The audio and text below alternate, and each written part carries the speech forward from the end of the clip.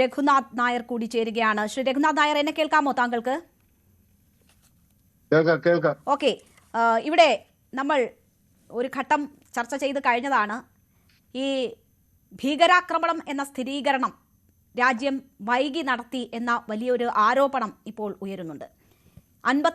ഏതാണ്ട് 55 മണിക്കൂറെടുത്ത് 50 മണിക്കൂറിനധികം സമയമെടുത്താണ് ഇതൊരു ഭീകരാക്രമണമാണ് എന്നൊരു സ്ഥിരീകരണത്തിലേക്ക് രാജ്യം എത്തുന്നത്. അതൊരു വീഴ്ചയാണ് ഈ സംഭവവുമായി ബന്ധപ്പെട്ട് എന്ന കാര്യത്തിൽ താങ്കൾക്ക് തോന്നുന്നുണ്ടോ? അത്തരം മൈന്യൂട്ടായ കാര്യങ്ങൾ പോലും കണ്ടെത്തി സ്ഥിരീകരിച്ചതിന് ശേഷം മാത്രമാണോ ഔദ്യോഗിക പ്രഖ്യാപനങ്ങൾ നമ്മൾ ഇതുവരെ നടത്തിയിട്ടുള്ളത്? ഇവിടെ നമ്മൾ മനസ്സിലാക്കേണ്ട 2-3 കാര്യങ്ങൾ എന്ന് പറഞ്ഞു കഴിഞ്ഞാൽ, ഒന്ന്, ജിയോ പൊളിറ്റിക്കൽ ഇഷ്യൂസ് ഉണ്ട്. കാരണം നമ്മൾ ഓൾറെഡി പറഞ്ഞു കഴിഞ്ഞു, ഇന്ത്യക്കെതിരെ നടത്തുന്ന ഏതൊരു ഭീകരാക്രമണത്തിനെയും ഇന്ത്യക്കെതിരെയുള്ള യുദ്ധമായിട്ട് കരുതുമെന്ന് നമ്മൾ മുൻകൂട്ടി തന്നെ ഡിക്ലെയർ ചെയ്ത് കഴിഞ്ഞൊരു കാര്യമാണ്. അപ്പം നമ്മൾ ഭീകരാക്രമണമാണ് എന്ന് നമ്മൾ സ്ഥിരീകരിച്ചു കഴിഞ്ഞാൽ തീർച്ചയായിട്ടും നമ്മൾ ഉടനെ തന്നെ ഒരു യുദ്ധത്തിലേക്ക് ഏർപ്പെടേണ്ട സ്ഥിതിവിശേഷമാണ് നമ്മുടെ മുമ്പിലുള്ളത്. അപ്പൊ അങ്ങനെ ഒരു സ്ഥിതിവിശേഷം ഉള്ളത് കൊണ്ട് ഇതിനെ 100% സ്ഥിരീകരിക്കാതെ ഭീകരാക്രമണമാണ് എന്ന്, പണ്ടൊക്കെ എന്ന് പറഞ്ഞു കഴിഞ്ഞാൽ ഒരു ആക്രമണം നടന്നു കഴിഞ്ഞാൽ എവിടെയെങ്കിലും ഒരു സ്ഫോടനം ഉണ്ടായി കഴിഞ്ഞാൽ ഉടനെ തന്നെ ചാടിക്കയറി ഭീകരാക്രമണം എന്ന് പറയായിരുന്നു. കാരണം നമുക്ക് അവിടെ റെസ്ട്രിക്ഷൻസ് ഒന്നുമില്ല, അപ്പം ബൈൻഡിങ് ഒന്നും ഇല്ലായിരുന്നു. പക്ഷെ ഇപ്പൊ അങ്ങനെയല്ല. ഇപ്പൊ ഭീകരാക്രമണം ആണെന്നുണ്ടെങ്കിൽ ഇന്ത്യയുടെ പോളിസി എന്ന് പറഞ്ഞാൽ ആക്രമണം ഒരു യുദ്ധമായിട്ട് തന്നെ നമ്മൾ കാണും, നമുക്കെതിരെയുള്ള യുദ്ധമായിട്ട് തന്നെ കാണും എന്നുള്ള ഒരു പോളിസി ഉള്ളത് കൊണ്ട് നമുക്ക് 100% ഇത് ഭീകരാക്രമണമെന്ന് ഉറപ്പ് വരുത്തണം. 2, ഇങ്ങനെയുള്ള സമയത്ത് കുറച്ച് സമയം ആവശ്യമാണ് ജിയോ പൊളിറ്റിക്കലി. കാരണം ഇപ്പൊ നോക്കുകയാണെന്നുണ്ടെങ്കിൽ ഇപ്പൊ ഒരു പ്രത്യാക്രമണം നടത്തണമെന്നുണ്ടെങ്കിൽ തന്നെ ഇപ്പൊ പാകിസ്ഥാൻ ആയിരിക്കുമല്ലോ തീർച്ചയായിട്ടും ഇതിന്റെ പ്രഭവ കേന്ദ്രം, അല്ലെങ്കിൽ ഇതിന്റെ ട്രിഗറിംഗ് പോയിന്റ് എന്ന് പറയുന്നത് പാകിസ്ഥാൻ ആയിരിക്കും. അപ്പൊ ഒരു തിരിച്ചൊരു ആക്രമണം നടത്തണമെന്നുണ്ടെങ്കിൽ നമുക്ക് തീർച്ചയായിട്ടും നമുക്കറിയാം 1971 ഇതിനകത്തൊരു പൊളിറ്റീഷ്യൻസും കൂടെ ഉള്ളതുകൊണ്ടാണ് ഞാനിത് പറയുന്നത്. ലോകത്തിലെ ഒരുപാട് പ്രധാനപ്പെട്ട സന്ദർശകരുടെ പിന്തുണ തേടി എന്ന് പറഞ്ഞതുപോലെ നമുക്ക് സമയം കൊണ്ട് നമുക്ക് ലോകരാഷ്ട്രങ്ങളിലെ പിന്തുണ ആവശ്യമാണ്. അതിനകത്ത് പ്രത്യേകിച്ച് ചൈന, റഷ്യ, അമേരിക്ക ഇവരെയൊക്കെ ആയിട്ട് സംസാരിച്ചിട്ട് അവർ സ്റ്റാൻഡ് എങ്ങനെയാണെന്നുള്ളതിന് ഒരു പിന്തുണയും കൂടെ തേടാറുണ്ട്. അപ്പൊ കുറച്ച് സമയം വേണം. അപ്പൊ എന്റെ ഒരു കണക്കൂട്ടൽ അന്ന് തന്നെ ഭീകരാക്രമണം അല്ല എന്ന് പറയുമ്പോൾ, കാരണം ഇത് അബദ്ധത്തിൽ സാധനങ്ങൾ മാറ്റുന്നതിന്റെ ഇടയിൽ പൊട്ടിയതാണ് എന്നൊരു സ്റ്റേറ്റ്മെന്റ് വന്നപ്പോ തന്നെ ഇത് ബൈങ് ടൈം ആണെന്നുള്ളത് വളരെ സ്പഷ്ടമായിരുന്നു. കാരണം ഇത് ഭീകരാക്രമണമാണെന്ന് ചാടിക്കയറി പറയാതെ. അതിനുശേഷം ഇന്നലെയാണ് ക്യാബിനറ്റ് കമ്മിറ്റി ഫോർ സെക്യൂരിറ്റി കൂടിയിട്ട്, അപ്പൊ CCS എന്ന് പറയുമ്പോൾ അതിനകത്ത് പ്രധാനമായിട്ട് 5 പേരാണ് ഉള്ളത്. ഒന്ന് പ്രധാനമന്ത്രി, പിന്നെ ഒന്ന് ഡിഫൻസ് മിനിസ്റ്റർ ഉണ്ടാവും, പിന്നെ ഒന്ന് നമ്മുടെ ഹോം മിനിസ്റ്റർ ഉണ്ടാവും, പിന്നെ വിദേശകാര്യമന്ത്രി ഉണ്ടാവും, പിന്നെ ഫിനാൻസ് മിനിസ്റ്റർ ഉണ്ടാവും. അത് ഇത്രയും പേര് 5 പേര് നിർബന്ധമായിട്ടുള്ളത് CCS-ല്. പിന്നെ ക്ഷണിതാക്കളായിട്ട് പിന്നെ ഇത് NSA-യും പിന്നെ അതുപോലെ തന്നെ റോയുടെ ചീഫോ അങ്ങനെയുള്ള ആളുകളും ഒക്കെ ഉണ്ടാവും. അപ്പൊ അവർ ഇന്നലെ തീരുമാനിച്ചു ഇത് അവിടെ, എന്നിട്ട് ഫൈനലി അവരാണ് ഒഫീഷ്യലി ഡിക്ലെയർ ചെയ്യുന്നത് ഇതൊരു തീവ്രവാദ ആക്രമണമാണെന്ന്. അപ്പൊ ഇനിയിപ്പോ അതിന്റെ ഫോളോ അപ്പ് ആക്ഷൻസ് ഉണ്ടാകുന്നു വേണം നമ്മൾ മനസ്സിലാക്കാനായിട്ട്. അതാണ് ഇതിന്റെ ഡിലേയുടെ ഒരു കാര്യം എന്ന് പറയുന്നത്. കാരണം ഇവിടെ വളരെ ഇവിടെ നമ്മൾക്ക് പഹൽഗാം അറിയാം, അത് ഇൻഫിൽട്രേറ്റഡ് ആയിട്ടുള്ള ടെററിസ്റ്റുകൾ നടത്തിയ ആക്രമണമാണ്. പക്ഷേ ഇവിടെ ഹോം ഗ്രോൺ ടെററിസ്റ്റുകളാണ് ഈ ആക്രമണം നടത്തിയിട്ടുള്ളത്. അവർ ഇവിടെ റാഡിക്കലൈസ്ഡ് ആയിട്ടുള്ള ടെററിസ്റ്റുകളാണ്. അപ്പോൾ വൈറ്റ് കോളർ ടെററിസ്റ്റ് ഇവിടെ നമ്മുടെ നാട്ടിലുള്ളവരാണ്, ഇന്ത്യൻ പൗരത്വമുള്ള ആളുകളാണ് ഇതിന് പിന്നിലെന്ന് വരുമ്പോൾ മറ്റൊരു രാഷ്ട്രത്തിന് ഇതിൻ്റെ പേരിൽ ഒരു തിരിച്ചടി നൽകുക എന്നത് എത്രമാത്രം സാധ്യമാകും? അത് ലോകരാഷ്ട്രങ്ങളെ ആ കാര്യങ്ങൾ ബോധ്യപ്പെടുത്തുക എന്നത് എത്രമാത്രം ശ്രമകരമാകും? ഇത് വളരെ വളരെ പ്രസക്തമായ ഒരു ചോദ്യമാണ്. കാരണം ഇപ്പോഴും നമുക്കത് പാകിസ്ഥാൻ ആണ് എന്നുള്ളത് എസ്റ്റാബ്ലിഷ് ചെയ്യാൻ സാധിച്ചിട്ടില്ല. നമ്മളിപ്പം ഇതിനകത്ത് എക്സ്റ്റേണൽ ഇടപെടൽ ഉണ്ടായിട്ടുണ്ടോ എന്നുള്ളത് ഇപ്പം തുർക്കിയുടെ ഭാഗത്തു നിന്നുണ്ട്. കാരണം ഇവരുടെ മീറ്റിങ്ങുകൾ ടർക്കിയിൽ നടത്തിയിരുന്നു എന്ന് പറയുന്നുണ്ട്.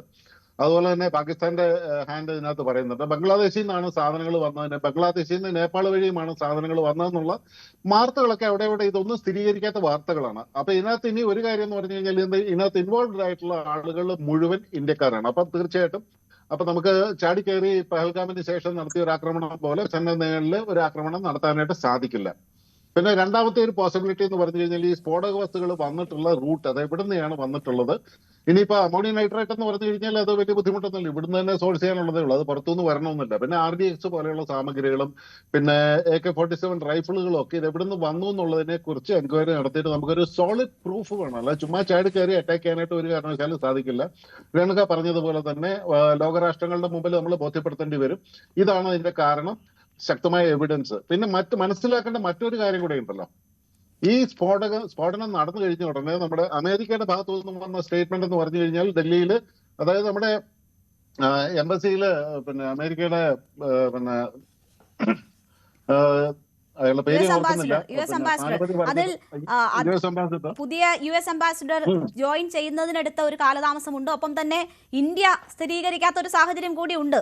അമേരിക്കൻ സ്റ്റേറ്റ്മെന്റ് അങ്ങനെയായി പോയതിന് പിന്നിൽ അങ്ങനെ 2 കാരണങ്ങൾ കൂടിയുണ്ട്. പക്ഷെ ഇവിടെ നമ്മൾ നോക്കേണ്ട ഒരു കാര്യം എന്ന് പറഞ്ഞു കഴിഞ്ഞാൽ, ആദ്യം പറഞ്ഞതെന്ന് പറഞ്ഞു കഴിഞ്ഞാൽ അതിഭയങ്കരമായ സ്ഫോടനം നടന്നു, പരിക്ക് പറ്റിയവരൊക്കെ എത്രയും പെട്ടെന്ന് സുഖം പ്രാപിക്കട്ടെ എന്ന് പ്രാർത്ഥിക്കുന്നു എന്നുള്ള രീതിയിലുള്ള ഇത് നടത്തി കഴിഞ്ഞപ്പോ, പാകിസ്ഥാനിലെ സ്ഫോടനം നടന്നു കഴിഞ്ഞപ്പോ ഇമ്മീഡിയറ്റ് റിയാക്ഷൻ എന്ന് പറഞ്ഞു കഴിഞ്ഞാൽ വി സ്റ്റാൻഡ് ഇൻ സോളിഡാരിറ്റി വിത്ത് പാകിസ്ഥാൻ എന്നാണ് പറഞ്ഞത്. അവിടെ തീവ്രവാദത്തിനെതിരായിട്ടുള്ള പാകിസ്ഥാന്റെ ഫൈറ്റിൽ വി ആർ സ്റ്റാൻഡിങ് സോളിഡാരിറ്റി വിത്ത് പാകിസ്ഥാൻ എന്നാണ് പറഞ്ഞത്.